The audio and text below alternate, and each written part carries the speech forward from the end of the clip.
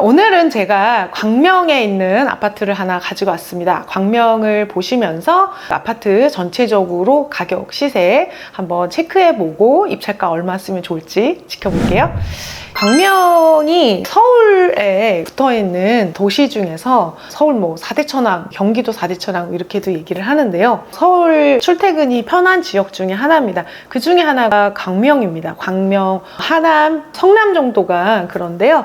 지금 보시면은 이 아파트는 구축 아파트인데 가격대가 괜찮습니다. 4억대로 입찰하실 수 있으니까 도전해보시면 좋을 것 같아요. 84제곱미터고요. 7억에 감정돼서 4억 9천에 지금 입찰이 가능합니다. 7층이고요. 전체적인 평면을 봤을 때 아주 가쪽이거나 아주 저층, 고층도 아니고 아라리 같습니다. 매각물건 명세서를 보면은 임차인이 없는 사건이기 때문에 권리는 간단합니다. 미납관리비 시세만 조사하시고 입찰하셔도 아무런 문제가 없는 물건이에요. 보시면은 여기 소유자가 점유를 하고 있는 것 같다 이렇게 되어 있습니다. 광복현대 아파트는 어디냐면요, 위치가 여기입니다.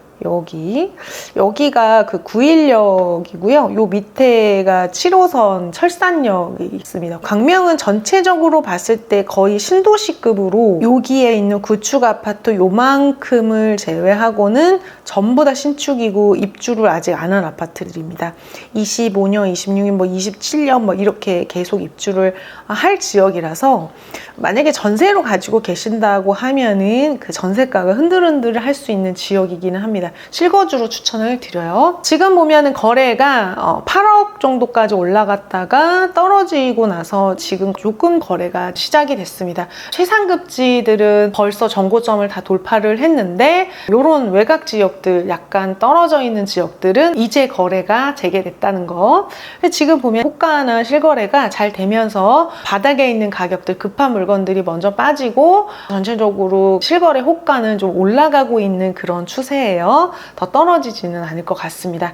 자, 지금 보면은 1층이 6억 1천만 원, 세안고 1층이니까 물건 중에 가장 컨디션이 호가가 낮은 물건이 6억 1천만 원, 지금 6억대 이상이라고 보시면 될 것 같습니다. 6억 4천에서 6억 5천, 막 요 정도, 6억 4천에서 6억 5천 정도 되는 물건들이 많아요. 주변에 있는 아파트, 그럼 이게 시세가 어떠냐, 앞으로 시세가 어떨 것이냐라고 봤을 때 여기가 이제 9일역, 여기가 개봉역, 여기가 1호선인데 약간 그 좀 가기가 조금 불편하게 되어 있기는 합니다. 그런데 여기가 지금 24년, 27년, 여기는 이제 신축이죠. 26년, 25년에 입주를 여기가 다 하면서 거의 이제 신축으로 뉴타운, 뭐 신도시처럼 돼요. 그래서 위상이 되게 높아질 겁니다. 여기도 이제 재건축, 여기도 이제 뭐 재건축 이제 들어가려고 준비를 하고 있는 지역들이에요. 보면은 우리 광복현대 아파트는 역에서 걸어갈 만한 거리에 있습니다. 여기가 약간 길이 좀 애매하기는 하지만 지금 비교를 해보시면 이게 광복현대, 요게 이제 두산 위브, 레미안자이는 저기 밑에 있습니다. 철산 센트럴 푸르지오. 보면은 철산 센트럴 푸르지오가 가장 신축이라서 시세가 높고요. 그 다음이 레미안자이, 요거는 7호선 역세권 레미안자이 대장입니다. 그리고 그 다음이 두산이브, 광복현대는 이 지역에서 시세가 낮은 편에 속하는 아파트예요. 그런데 어때요? 오를 때 같이 오르고 떨어질 때 같이 떨어지고 그럽니다. 근데 지금 가장 신축이고 비싼 단지가 먼저 치고 올라가면서 그보다 아래 단계에 있는 아파트들이 따라 올라가는 그런 상승 초입에 있는 아파트예요. 그래서 경매로 만약에 지금 6억 3천, 4천인데 여기에서 이렇게 받으면은 조금 싸게 받았는데 상승분까지 같이 노릴 수 있는 그런 포인트에 있습니다. 보면은 광복이 매매가는 이제 거의 안 올랐는데 전 저점에 비해서 매매가는 거의 안 올랐는데 전세가 아주 가파르게 오르면서 35% 올랐고, 철산주공 아파트처럼 거의 10억대 되는 아파트는 매매가가 25% 오를 때 전세는 거의 오르지 않았다는 거예요. 근데 이게 이제 40년 차 되는 재건축을 바라보고 있는 아파트이기 때문에 전세가가 잘 안 오르는 것도 있습니다. 보면은 전세가가 가파르게 오르기 때문에 전세가가 더 더 오르게 되면은 매매가가 올라갈 수밖에 없는, 전세가 매매를 끌어올리는 약간 그런 모양을 가지고 있어요. 그래서 더 떨어지지는 않을 겁니다, 이 시세보다. 그래서 가장 낮은 가격에 경매로 살 수 있는 거다, 역사상 가장 저점에 살 수 있다라고 보시면 될 것 같습니다. 제가 다른 지역들도 같이 한번 봤는데요. 파크리오 23억대에 있는데 매매가가 37%, 전 저점에 37% 오르고 전세 14%가 오르고, 레미안 위브 답심리 이것도 한 10억대 중반인 것들 매매가가 40% 올랐을 때 전세는 10% 올랐다. 그런데 그거보다 조금 가격이 낮은 6억대 아파트는 매매 10% 오를 때 전세가 30% 올랐다. 밑으로 갈수록 매매가 상승에 비해 전세가 가파르면서 그 갭이 좀 줄어드는 그런 모양새를 갖추고 있습니다. 그래서 우리 서울의 적정 그 전세가율이 55%에서 65% 정도 사이에 있습니다.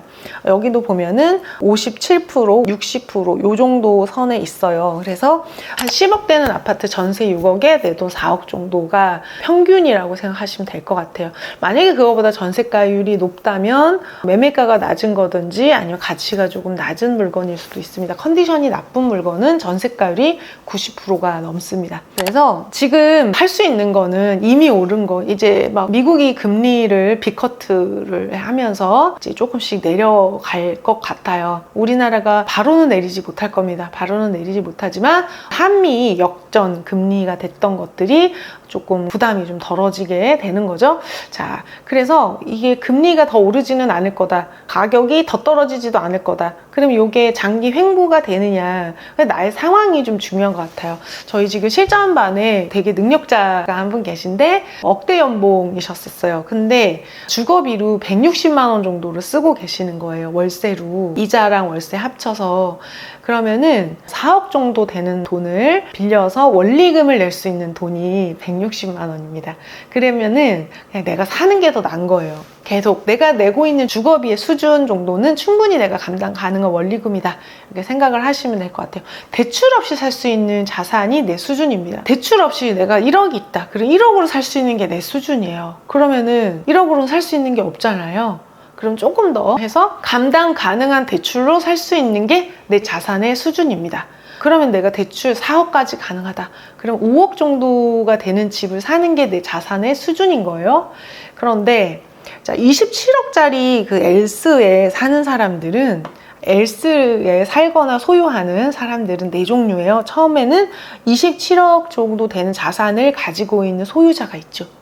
그리고 10억의 전세 사는 세입자가 있죠. 이 자산을 대출을 받고 있든지 어쨌든 간에 대출을 받든지 뭐 대출 없이 소유를 하든지 27억 정도 된 자산을 가지고 있는 소유자, 다음에 두 번째는 10억의 전세 살고 있는 세입자도 있고요. 여기서 월세 살고 있는 세입자도 있고, 갭 투자자, 여기에 소유는 하고 있지만 내가 여기 살지 않는 사람도 있습니다. 그런데 여기 자가 소유자와 전세 세입자, 월세 세입자는 삶의 질이 똑같아요. 여러분이 만약에 엘스에 사시는데 사람이 지나가고 있습니다. 그럼 아, 이 집을 소유한 사람이구나, 전세 사는구나, 여기 월세 사는구나, 이게 눈에 보이시나요? 거의 삶의 질은 똑같아요. 같은 커뮤니티를 이용하고 외제차도 타고 해외여행도 가고 외식도 하고 옷을 사 입는 거나, 이게 겉으로는 구분을 할 수 없는 같은 삶을 누리고 있는데 실제 상황은 다 달라요. 그래서 여기서 월세 산다고 해서 돈이 없어서 월세 살거나 집이 없어서 여기서 전세 살고 그러지는 않을 수도 있습니다. 사정에 따라서 있을 수도 있지만 그게 아니고 무주택이고 잠실에서 살기가 좋아서 10억의 전세를 살고 있다가 뒤늦게 집을 마련하려고 하면 10억짜리 전세 사는 세입자가 무주택이라서 집을 마련한다, 그러면 10억 정도 되는 집은 살 수가 있는 거잖아요. 근데 27억짜리 엘스에서 전세 살다가 매매가 10억짜리 집을 알아보면, 아까 우리 철산 레미안자이 철산 13단지 주공이 10억이에요 여러분.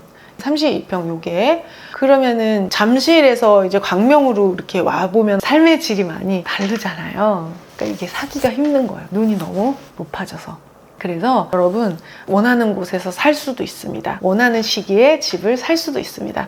그런데 내 수준에 비해서 주거의 질을 너무 높게 유지를 하시다 보면 집을 마련하기가 힘들어지실 거라는 거 기억하시면 좋을 것 같아요. 초보는요 여러분 신축, 준신축, 갭 투자가 굉장히 무난합니다. 재개발 뭐 이런 거 막 원룸 이런 거 하지 마시고요. 신축, 준신축, 갭 투자가 가장 원리금을 부담을 많이 하지 않으면서 수도권 안에서 전세가 많이 떨어지지 않을 것 같다. 26년까지 서울 수도권이 그렇습니다. 그래서 초보 같은 경우에는 지금 낙찰을 받아서 2년 정도 보유를 하는 걸로 하시면은 무주택자가 2년 보유하면 비과세를 받을 수 있으니까 좋은 전략이 될 것 같습니다. 광명 아파트로 보는 현재 매매가, 전세가 흐름 비교를 해보시고 내가 사는 동네가 지금 어떤가, 매매가는 안 오르고 전세만 오르고 있나, 매매가는 많이 오르는데 전세는 안 오르고 있나, 이런 거 비교해 보시면 좋을 것 같습니다. 자, 오늘 영상 도움이 되셨다면 구독, 좋아요, 댓글 부탁드리고요. 정말로 많은 응원 주시는 분들 정말 감사드립니다. 다음에 또 만나요.